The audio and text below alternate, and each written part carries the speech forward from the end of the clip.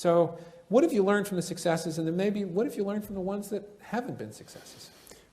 You know, again, as I said at the beginning, experience is making mistakes and learning from mistakes. And unfortunately, as students, you haven't made many mistakes yet. If you've gotten to Oxford at this point in your career, the biggest risk is you probably haven't screwed up a lot. And so, the risk of that is when data comes across your desk that's inconsistent with your being successful, you're less likely to pay attention to it than if you've made a few mistakes. So I encourage you to make some mistakes. Actually, I've made plenty over the course of my career, and I think I've been very successful over time, but it's not been a straight line up. In fact, if I were a stock, it would look something like this after business school, and then, so the concern is whether this is coming, but so far, the overall trend has generally been positive, but there are certainly bumps along the way. And JCPenney is a company that we invested in that we knew on the way in was a much higher risk situation than a Canadian Pacific. So JCPenney, for those of you who are not familiar, is a 112-year-old American sort of iconic retailer that's certainly way past its prime. It probably peaked 25 or 30 years ago. Again, another example, you had James Cash Penney, who founded the company. He died, I think, in the early 70s. And there's a pretty good correlation between when the founder goes and when the company goes. And part of that has to do with governance, which is a topic I'm sure we'll get to. But the time we invested, JCPenney stock was down from $80 to about $20 a share. It was trading at about 4 times operating income. It had lots of assets lying around in the company that were non-core assets. It had a very bloated expense base. And it was generating very little sales per square foot. It was a very underachieving retailer. And part of that is the brand had become somewhat tired, and they had gone to a very highly discount-oriented model where they'd mark a dress at $40, and they wouldn't sell any at that price. And a week later, they'd mark it to $20, and they probably wouldn't sell many at that price. And then they would send you a coupon where you got $10 off, and then they start to sell a few. And then if you used your credit card, you got $4 off, and if you bought this moment, you get another $5 off. And eventually, it was $8 or whatever, and they sell a lot of them at that price. And but this was undifferentiated merchandise. And the thesis was this company has actually still a brand, well, faded, restorable. And because they were created over the last 112 years, they actually own about 112 million square feet of some of the best real estate in the shopping mall, in the shopping real estate industry. They own or have very long-term leaseholds at very low rents. And we said, look, this is a great platform to rebuild the company. And we bought a 16% stake in the company. I was invited to join the board. I joined the board with a friend who bought 10% along with us, so we owned together 26% of the company. We both joined the board. We were 2 of 11 directors. And the CEO was 64, and the board was very much focused on succession, as any board should be generally, but particularly when their CEO's in his mid-60s.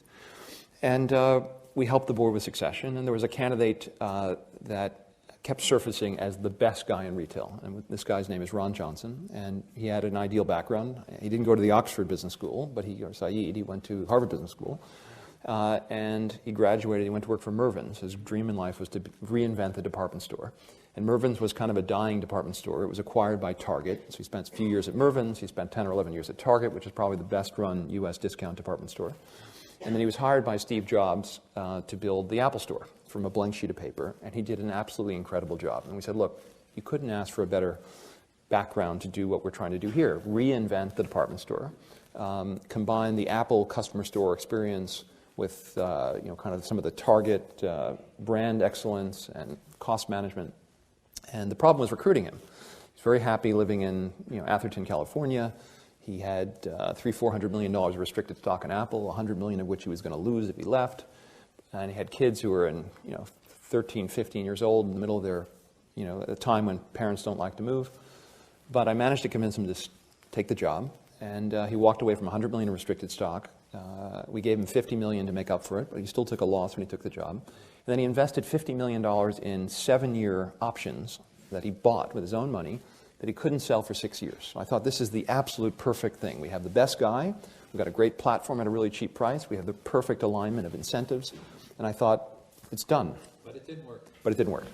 And so Ron got started in November of 2011. And he proceeded to make a series of changes, many of them very favorable. Among them, he took a very hard look at the cost structure and found about $1 billion that he could take out of the cost structure of the business.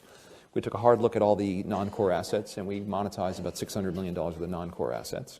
So far, so good.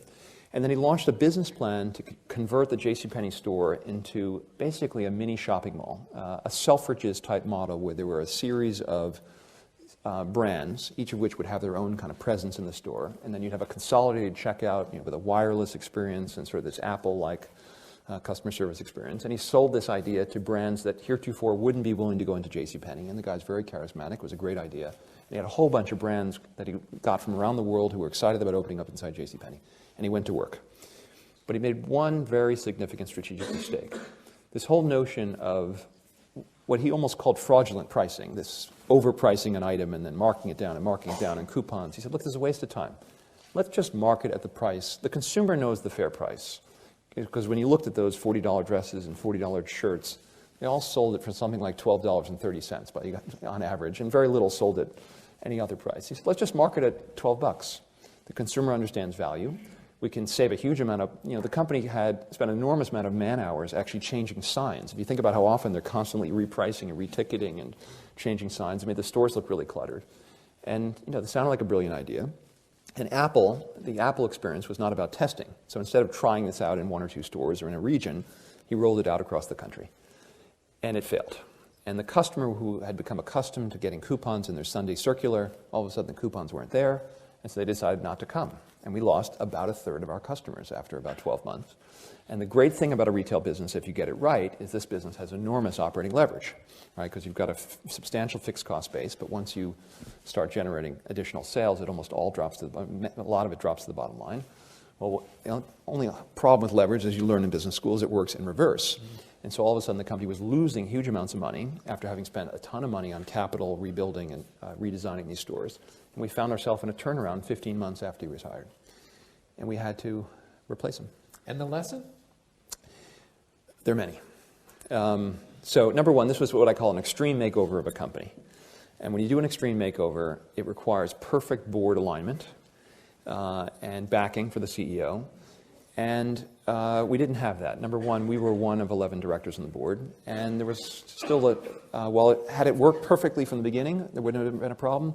As things got dicier, there was a divergence of opinion on the board of what to do and when to do it and who to hire. So I think that's one interesting lesson. I don't think I'll ever go on a board and be one of 11 anymore. I like going on with a mandate like in Canadian Pacific.